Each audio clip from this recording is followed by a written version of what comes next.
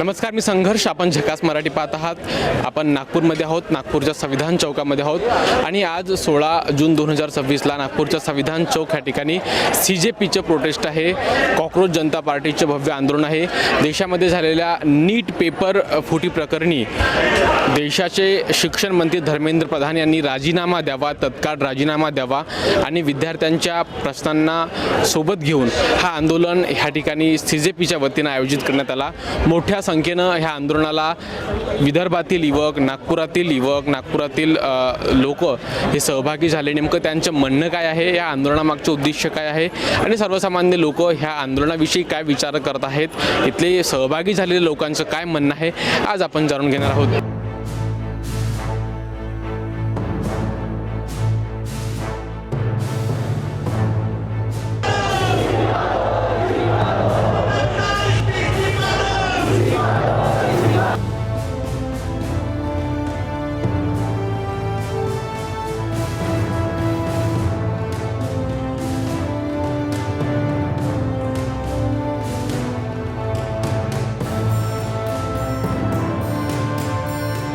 Sir, काय नाव आहे तुमचं? शैलेश गजभी. शैलेश सर, काय सांगाल, काय मागणी तुमची आहे आणि ह्या आंदोलनाला नागपूरमध्ये कसा प्रतिसाद मिळत आहे? बघा, हा आंदोलन जो प्रतिसाद आहे हा पूर्ण भारतभर यापेक्षाही पुढे वाढणार आहे. आमची मागणी दुसरी काही नाही आहे. हे जे विद्यार्थी आहेत, शिक्षण हा विद्यार्थ्यांचा पाया असतो आणि ती जी नीटची एक्झाम आहे ज्यामध्ये मुलं डॉक्टर बनतात आणि अशा ज्या एक्झाम आहेत हे सेंट्रल गव्हर्नमेंट अरेंज करते, यांच्यात पूर्ण ताबा त्यांचा असते. शिक्षण मिनिस्टर जो आहे ह्या माणसाने धर्मेंद्र प्रधानच्या हातामध्ये ह्या सगळ्या गोष्टी आहेत. गरीब मुलांनी डॉक्टर बनायला नाही पाहिजे आणि अमीरांची मुले डॉक्टर बनायला पाहिजे, याकरिता हा घोटाळा असतो. पेपर लीक होतो, त्यांच्याकडे पेपर जातो आणि गरिबांची मुलं तिथे शिकतात. आणि हा मुद्दा उठल्यानंतर त्यांनी ही एक्झाम कॅन्सल केली. ज्या मुलांनी एक्झाम कॅन्सल झाली त्या मुलांना दुसऱ्यांदा एक्झाम द्यावा लागून राहिलेला आहे आणि त्यांचं किती नुकसान झालं आहे या विरोधामध्ये आम्ही आज हा नागपूरचा प्रोटेस्ट आहे. आणि यामध्ये जर त्यांनी राजीनामा नाही दिला अजून काही दिवसात तर आम्ही पूर्ण भारतभर हा आंदोलन करणार आहोत. काल जयपूरमध्ये आंदोलन होतं, त्या ठिकाणी अभिजित दिपके यांच्यावर हल्ला सुद्धा झाला होता. बघा, काय सांगा, जे आजपर्यंत ज्यांनी पण चांगल्या कामाकरिता उपोषण केलं किंवा पुढाकार घेतला त्या व्यक्तीला भारत विरोधी म्हणण्यात आलं. आज इतिहास आहे हा आणि ह्या इतिहासामध्ये काही असतात अँटी की ज्या लोकांना नाही वाटत, कारण की त्यांना हेही माहीत नव्हतं की नीटची एक्झाम जेव्हा ही झाली म्हटलं तर नीटची एक्झाम त्याला हेही माहीत नव्हतं की नीटची एक्झाम केव्हा झाली. असे जे व्यक्ती आहेत अशा व्यक्तींनी ह्या आंदोलनातून दूर राहावं असं आमचं म्हणणं आहे आणि येणारं आंदोलन जो आहे आम्ही अजून पुढे घेणार. धर्मेंद्र प्रधान इस्तीफा दो, इस्तीफा दो, इस्तीफा दो.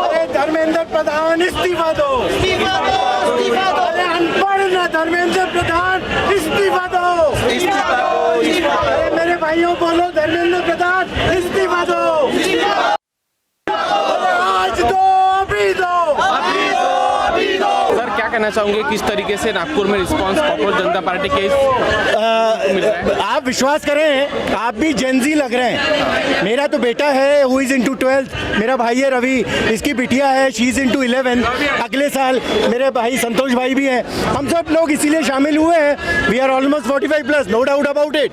लेकिन जब एक बच्चे का करियर तबाह होता है उसका पूरा परिवार बर्बाद होता है. मेरे बेटे की नीट एग्ज़ाम अभी कैंसिल हुई, रवि का बेटा अगले साल, भाई का मुझे पता है. हालात ये है कि बाहर में पैर रखने की जगह नहीं है. हमने पूना का आंदोलन देखा था, ऐसी भीड़ हमने वहाँ देखी थी. जिन लोगों को पढ़ना लिखना नहीं आ रहा ऐसे लोगों को आपने शिक्षा मंत्री बनाया हो, डूब मरना चाहिए, आपने डूब मरना चाहिए. और ये पूरा सपोर्ट है. अरे कम से कम मोदी जी इतना तो समझे, आपकी खुद की डिग्री संशय में है, आपकी खुद की डिग्री. हम नहीं कहते, अरविंद केजरीवाल जी ने प्रेस कॉन्फ्रेंस की थी और कहा था इंटायर पॉलिटिकल साइंस.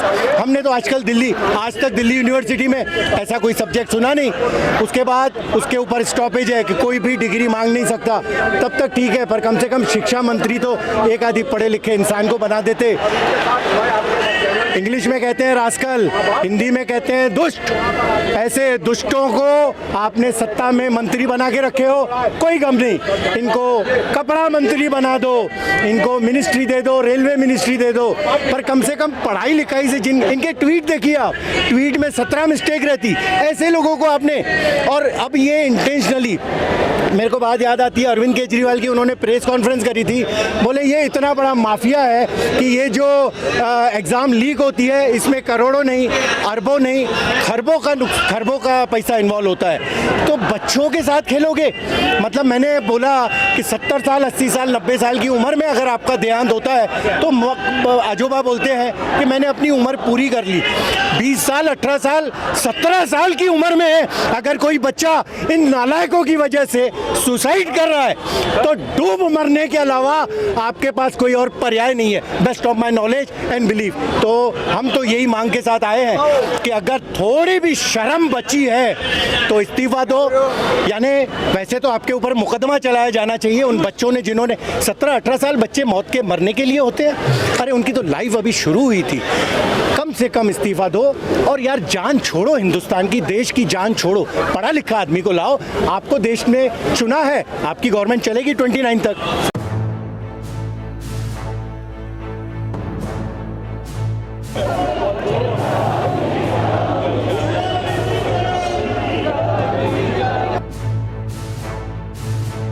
आम्ही CJP पार्टी, अभिजित दिपके दादाद्वारा निर्मित CJP पार्टीचे समर्थक आहोत आणि आम्हाला असं वाटते की जसे वारंवार हे पेपर लीक होऊन राहिले नीटचे, 3 वर्षापासून 4 वर्षापासून नीटचे पेपर लीक होत आहे आणि आमचे जेही काही सिनियर आहेत ज्यांनी नीटचा पेपर दिला आहे आणि ज्यांचा मेंटल लॉस झाला, ज्यांचा फायनान्शियल लॉस झाला, ज्यांचे आईबाबांनी 3 ते 4 लाख रुपये खर्च करून त्यांना नीटची कोचिंग दिलेली आहे आणि तरी मग त्याच्यानंतर पेपर लीक होऊनही त्यांचे एज्युकेशन आणि त्यांचा फायनान्शियल लॉस झाला आहे, त्याच्यावर त्यांचा जो मेंटल स्ट्रेस आहे आणि आमच्या नीटचा जो एंट्रन्स आहे, नीटचा जो प्रिपरेशनचे स्टुडंट आहेत ते त्यांच्यात सगळ्यात जास्ती सुसाईड केसेस आपल्याला बघायला भेटतात आणि तोच सर्वात मोठा कारण आहे हे जे पण नीट पेपर लीक होता आणि महाराष्ट्रामधूनच हा पेपर लीक झाला आहे। तरी हा सिस्टम फेलियर आहे आणि आपल्याला वाटतं की यावर धर्मेंद्र प्रधान जे आपले रिस्पेक्टेड शिक्षक मंत्री आहेत त्यांना राजीनामा दिला पाहिजे आणि कोणी चांगलं एज्युकेटेड आणि रिस्पॉन्सिबल एज्युकेशन मिनिस्टर आम्हाला भेटलेलं पाहिजे। काय ना तुमचं? माझं अक्षय मोहिते आहे। बरं, मोहिते, काही दिवसापूर्वी काय झालं, माझं राहणं इथे आहे ऑटोमोबाईलला वाडीला नाही का, आणि माझी गर्लफ्रेंड म्हणजे तिथं तेव्हा हे होती, स्टुडंट होती नाही का, तिनं काही 12वीच्या परीक्षामध्ये आत्महत्या केली कारण की पेपर लीक झाले। ही सर्वात बेकार गोष्ट आहे, पेपर लीक झाले। या सरकारला माझं एकच विनंती आहे की बट सरकारने हे पेपर लिकेज ज्या गोष्टी आहे, अंदरच्या गोष्टी आहे, त्या बंद झाल्या पाहिजे। कारण कोणाची जिंदगी कोणती आहे, स्टुडंटची जिंदगी, याच्यामुळे प्रॉब्लेम होत आहे मुलांना, मुलींना, स्टुडंटना नाही का, याच्यामुळे खूप मोठं प्रॉब्लेम होत आहे। आणि आजच्या काळाला जो आपले दादा आहे, अभिजित दादा, त्या स्टुडंटसाठी पुढे आलेले आहे। त्यामुळे मी इथून नांदेडला होतो, नांदेडपासून इथं आलो आहे त्या मोर्चामध्ये सभागृहाला नाही का। बहुत इतकी मोठी प्रॉब्लेम नाही व्हायला पाहिजे। युवकांमध्ये रोष आहे, म्हणजे हो रोष आहे मला, बट असं वाटतंय त्या मोर्चासाठी मी इथं आलो कारण की मला माझी गर्लफ्रेंड काही 12वीच्या परीक्षेमध्ये तिनं काही मुलांनी काय केलं असेल, बट की पेपर लिकेज झाला त्यामुळे तिला नंबर नाही आला आणि त्यामुळे तिच्या मनावर काही गोष्टी आली असेल ह्या वर्षीची गोष्ट आहे ना, त्यामुळे प्रॉब्लेम झाली, त्यामुळे इतकं वाईट वाटलं। तिच्या कारणाने मी इथे आलेलो आहे, तिच्या कारणाने मी इथे आलो आहे। इतकी मोठी घटना कोणावर घडलेली नाही पाहिजे। बरं, युवकांना काय संदेश द्याल? माझ्या युवकांना एकच मतलब आहे, बाबांनो असं नको करा। चान्स खूप आहे जगण्यासाठी, चान्स हजारो आहे, फक्त चान्स काढणारा मुलगा समोर पाहिजे। आपण हार मानली तर कोणत्या गोष्टी सक्षम नाही। माझं एकच महत्त्व आहे की आपण हार नाही मानायची जिंदगीमध्ये। सर्व युवकांना माझे सांगणं एकच आहे की आपण हार नका माना, हार मानली जिंदगीमध्ये काहीच करणार नाही। स्टुडंट असो कोणी बसो, हार नाही मानली पाहिजे। हा प्रेरणास्थान आहे, अभिजित दादा दिपके हा प्रेरणास्थान आहे। याला बघून तुम्ही पुढे बघा, आपलं प्रोसिजर जिंदगी याच्या आपण कोशिश करा पुढे वाढायची। माझं इतकं म्हणणं आहे आणि सरकारला माझी एकच विनंती आहे, तुम्ही स्टुडंटला सपोर्ट करा पुढे। बस आम्ही प्रोटेस्टसाठी सहभागी झालो आहोत. जे तो काम करत आहे ते खूप चांगलं काम करत आहे. देशात जर चुकीचं होत आहे, काही अगर चुकीचं काम घडत आहे तर त्याचा विरोध करणं हे गरजेचं आहे आणि तो आमचा अधिकार आहे. त्या अधिकाराचा आम्ही वापर करत आहोत. कुठंतरी या सरकारची जे दडपशाही चालू आहे त्याचा हा विरोध आहे आणि हा आक्रोश आहे. हा आक्रोश व्हायलाच पाहिजे. जर हा आक्रोश झाला नाही तर कुठंतरी आम्हाला असं वाटेल का हे आमचं भारत देश गुलाम आहे. आक्रोश होणं गरजेचं आहे आणि त्या आक्रोशात आमचा पुरा सहभाग आहे आणि त्या सहभाग दर्शवण्यासाठी आम्ही आज इथे उपस्थित झालो. बरं काय सांगाल सर तुम्ही काय सगळे लोक आज जे नीटचा पेपर जो लीक झाला आहे तो केंद्रीय शिक्षण मंत्री जो धर्मेंद्र प्रधान आहे त्याच्या राजीनाम्यासाठी आज हे सगळे जनता रस्त्यावर उतरली आहे. आणि हे एकच आंदोलन नाही तर या देशामध्ये मोदी सरकारला त्रस्त होऊन रोज लोक आज काही ना काही विषयावर रस्त्यावर येत आहे आणि यांना सरकारला वाटत आहे की हुकुमशाही आहे. पण आम्ही बाबासाहेबाच्या विचाराने चालणारे लोक आणि भगतसिंग डोक्यात घेऊन फिरणारे लोक आहोत. म्हणून आज हे सगळे विद्यार्थी आजपर्यंत विद्यार्थी घाबरत होते आंदोलनात यायला. पण आज यांनी जो सरकारने अतिपणामध्ये ना अति केल्यामुळे आज हे जे प्रत्येक शहरात आंदोलन होत आहे आणि मोठ्या प्रमाणात विद्यार्थी आंदोलनात सहभागी होत आहे. ते खरंच या सरकारने समजून धर्मेंद्र प्रधाननी राजीनामा द्यावा ही सर्व विद्यार्थ्यांची मागणी आहे.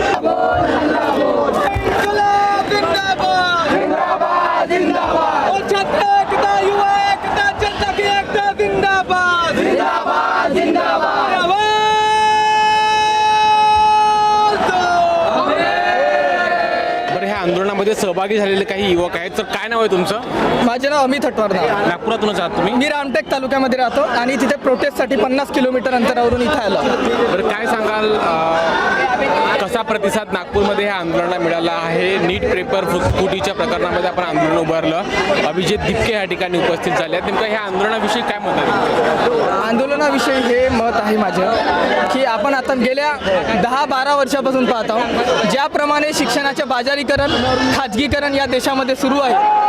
ज्याप्रमाणे या देशामध्ये NT नावाची संस्था आली आहे. ज्या संस्थेला न्यू एज्युकेशन पॉलिसी या देशामध्ये 2020मध्ये आली आणि त्याच्यानंतर नवीन ज्या संस्था आल्या ज्या न्यू एज्युकेशन पॉलिसीमध्ये शिक्षणाचे बाजारीकरण खाजगीकरण प्रचंड प्रमाणात केले आहे आणि त्याच्यामुळे त्याचाच परिणाम आपण आता पाहत आहोत की पेपर फुटी वारंवार होत आहे. हे तर कॉक्रोच जनता पार्टी आता आंदोलन करत आहे. यापूर्वी जेव्हा नीटचा पेपर फुटला होता आम्ही वेराटी स्क्वेअरमध्ये 10 लोक होतो पण आम्ही आंदोलन केला होता. आता नागपूरची जनता जागी झाली असेल पण आम्ही तेव्हाच जागी झालो होतो. त्याच्यानंतर सुद्धा UGC नेटचा जो पेपर फुटला होता तेव्हाही आम्ही आंदोलन केलं होतं. वारंवार हे पेपर फुटीचे कारण होतं. याच्यामागं कारण काय? त्याच्यामागं स्पष्ट कारण आहे की सरकार जे आहे प्रचंड प्रमाणात त्यांनी शिक्षणाचं बाजारीकरण केलं आहे त्याच्यामुळे हे पेपर फुटी होत आहे. आणि सरकार शिक्षणाचं जे बाजारीकरण होत आहे ते रोखू शकत नाही, उलट त्यांना प्रोत्साहन देत आहे. एवढंच नाही तर आपण पाहतो की आताच 28,029 पदं रेल्वेचे समाप्त करण्यात आले आहे. म्हणजे एकीकडे प्रचंड प्रमाणात बेरोजगारी सुरू आहे आणि सरकार काय हे यापूर्वीचे सरकार रोजगार देणारे होते पण मोदी सरकार रोजगार हिसकवणारे सरकार आहे. एकीकडे रोजगार हिसकवण्याचे काम करत आहे आणि दुसरीकडे असे पेपर फुटी करून ते आपल्या काही माणसाला मुठभर माणसाला फायदा पोहोचवण्याचं काम करतात. आमची एकच मागणी आहे की धर्मेंद्र प्रधान यांनी इस्तिफा द्यावा आणि फक्त इस्तिफा देऊन चालत नाही तर या देशातला जे मोदी सरकार आहे यांनी सुद्धा आपली खुर्ची खाली करायला पाहिजे. कारण त्यांना की या देशातली सरकार चालवता येत नाही. एवढे प्रचंड प्रमाणात या देशात मागच्या 45 वर्षाची सर्वात मोठी बेरोजगारी या देशात वाढली आहे. त्यांनी जेव्हा हे सरकार हटन आणि त्याच्या जागी नवीन सरकार आली आणि नवीन रिफॉर्म येईन या देशात तेव्हाच या प्रॉब्लेमला सोल्यूशन होऊ शकते. सर 20 मई 2026 में MP की रहने वाली एक लड़की थी जो कि नागपुर में एजुकेशन कर रही थी और उसने सुसाइड कर लिया. मेरे हिसाब से ये सुसाइड नहीं, ये मर्डर है. ठीक है, जो हिसाब से उसने नीट का एग्ज़ाम देके क्रैक करके जो अंक तालिका में जो क्रमांक लाए थे वो हिसाब से सेकंड इसमें वो डिस्टर्ब हो गए. वो डिस्टर्ब होने के कारण वो सुसाइड कर लिया. मेरे हिसाब से ये सुसाइड नहीं, ये मर्डर है. और ये मर्डर हो जाने के कारण में धर्मेंद्र प्रधान, देश के गृह मंत्री अमित शाह और प्रधानमंत्री ये तीनों लोगों ने राजीनामा देना चाहिए. क्योंकि ये देश में अनएम्प्लॉयमेंट बहुत ज़्यादा तरीके से फैल चुका है. ठीक है, अनएम्प्लॉयमेंट अभी परसों एक हफ्ते की पहले की बात है, 2 लड़कियों ने चोरी कर ली गोल्ड के बाजार में. क्यों क्योंकि एम्प्लॉयमेंट नहीं है कि नहीं? एम्प्लॉयमेंट नहीं है ना देश में. माझं नाव मंजिल जांगळे. मी नागपूर युनिव्हर्सिटीमध्ये BSc फायनल इयरचा विद्यार्थी आहे. आम्ही जसं आता युवकांच्या समस्या आहेत आणि वरून युवकांच्या समस्या आता 18 नंतरचे जे युवक आहेत ते वोटसाठी एलिजिबल आहेत, पण 18 खालील जे मुलं आहेत जे राईट टू एज्युकेशन थ्रू 14 वर्षाच्या खालील मुलांना जो शिक्षणाचा अधिकार आहे, 15 लाख शाळा होत्या 2014 मध्ये सरकारी शाळा, ज्यामध्ये गरीबाचा मुलगा, शेतकऱ्याचा मुलगा, लेबरचा मुलगा हा जो उच्च शिक्षण आहे जो प्रायव्हेट इन्स्टिट्यूटमध्ये अफोर्ड नाही करत आहे, पण ते शाळा बंद केल्या गेल्या आणि ते 10 लाखावर आलेले आहेत आणि जवळपास 5 ते 10 किलोमीटर गरिबाचे पोरं पायी जाऊन नाही का शाळेला दस्तक देत आहेत. हे सर्वात मोठी समस्या आहे आणि नीती आयोगची आता रिपोर्ट आलेली आहे की जवळपास 1 लाख विद्यार्थी ड्रॉपआउट आहेत, ते 14 वर्षाच्या खालील आहेत आणि तो वोटिंग बँकमध्ये मुळत नाही, म्हणून त्या विद्यार्थ्याच्या समस्या कधी गिनल्या जात नाही, कारण की तो अधिकाराशी बोलणं त्याची जाणीव नाही. पण जे महात्मा फुले यांनी सक्तीचे मोफत व जे कंपल्सरी एज्युकेशन दिले होते ते आता सुद्धा या 2026च्या काळात या बदलत्या तंत्रज्ञानाच्या काळात त्या विद्यार्थ्यांना भेटत नाही आहे. काळ किती दूर जातं आपल्याला माहीत आहे तंत्रज्ञानाच्या, पण विद्यार्थी साधा इंग्लिश, मराठी, साधा गणित सोडवण्यासाठी तत्पर नाही आहेत. हे मुलं कोण? लेबरचे मुलं, गरिबाचे मुलं जे गावात असतात, त्यांना 15 किलोमीटर पायी जाऊन शाळा जावं लागते आणि जे CBSEच्या स्कूलचं जे प्रायव्हेटायझेशन होत आहे त्यामुळे तो शिक्षण पैशामुळे अफोर्ड नाही करत, कारण की त्यांचे खाण्यापिण्याचे वांदे आहेत. मुळात त्यांच्या पोटाचा प्रश्न आहे, शिक्षण तर सेकंडरी आहे, तर त्याच्यासाठी सरकारचं काम आहे. आता शिक्षण मंत्री सेंट्रल लेवलचे आहेत, त्यांचं काम म्हणते की स्टेटच्या समस्या पण दखल द्यावे, ही सर्वात मोठी समस्या आहे आणि ते राष्ट्रीय स्तरावर आहे. जो लहान मुलांचा जो ड्रॉपआउटचा रेट आहे वाढता याची गोष्ट कोणी करत नाही, पण हा सर्वात महत्त्वाचा मुद्दा आहे, कारण 60% लोकसंख्या ही 35 वर्षाच्या खालील येते. आपल्याला इकडे आकडे माहीत आहेत, या आकड्यांना आपण दुर्लक्ष करू शकत नाही. ह्या 60-35 वयोगटाच्या खालील जे मुलं आहेत यांच्या समस्या महत्त्वाच्या आहेत, कारण की भविष्याच्या देशाची धरोहर याच विद्यार्थ्यांकडे असणार आहे. तर हा आपला विषय आहे, यामुळे आम्ही इथं उपस्थित झालेले आहोत. धन्यवाद. माझं नाव यश तागडे आहे. मी ILS लॉ कॉलेज पुणे आणि मी विद्यार्थी आहो. I want to clearly say that if the student suicide, अगर मुलं सुसाईड करताय तर त्याची रिस्पॉन्सिबिलिटी कोण घेणार आहे? अगर फॉर एक्झाम्पल अगर जो धर्मेंद्र प्रधान आहे, जो आपले मध्ये एज्युकेशन मिनिस्टर आहे, जो एज्युकेशन मिनिस्टर आहे, if who is liable for the act the suicide that is been committed by the students, आणि त्यांनी रिस्पॉन्सिबिलिटी घ्यायला पाहिजे. आणि मी म्हणतो की याला कॅपेबल होमिसाईड म्हणून दर्ज करायला पाहिजे, because it is the lack of efficiency of the working of the government. हे भांडवलशाही राज्य, हे कॅपिटलिस्ट स्ट्रक्चर्स ऑफ द नीटमध्ये, जो नीटच्यामुळे लोक का म्हणते सुसाईड करत आहे आणि ते प्रायव्हेट कंपनीला दिलं आहे आणि त्याच्यानंतर जो पेपर लीक होत आहे, at the last the Indian air force has to transport the papers. It is the security that the government is giving to the nation and it is the responsibility that the government is trying to give us, and we the youth and who are asking as we are labeled as anti-national. This is the question that we are facing, and it is the question that we are facing that, and I would humbly request the government and government authorities to pay the request towards the CJP and not to label us as anti-national or anything. Thank you.